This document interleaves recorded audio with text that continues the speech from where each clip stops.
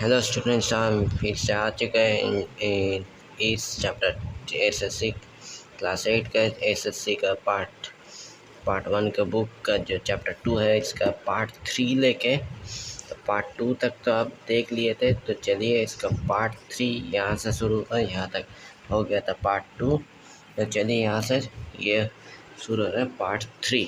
तो चलिए इसको शुरू करते हैं यहाँ से फटाफट। यहाँ से शुरू हुआ बाबर एंड इंडिया। चलो उसको शुरू करते हैं रीडिंग करने फटाफट से। Babar and India. Babar left a candid autobiography of great historical value, Babar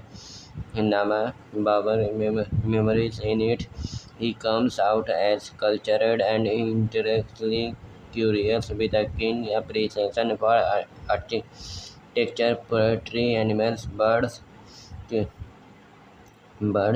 in particular, many of which he lists in some detail, and flora, fruit trees especially. But he was also brutal and ruthless, conquering entire populations of cities, enslaving women and children, and taking pride erecting towers and skulls made from salted people of plundered cities. Babur was not just our Central Asia and found India to be a country of few charms. At the same time, he acknowledged Hindustan a large country and has masses of gold and silver through the rainy season.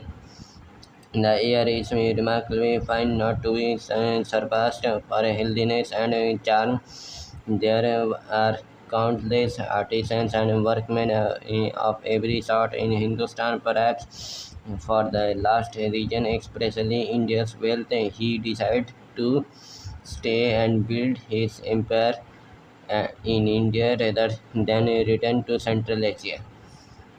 After Babur's death in 1530, his son Humayun struggled to hold the empire together.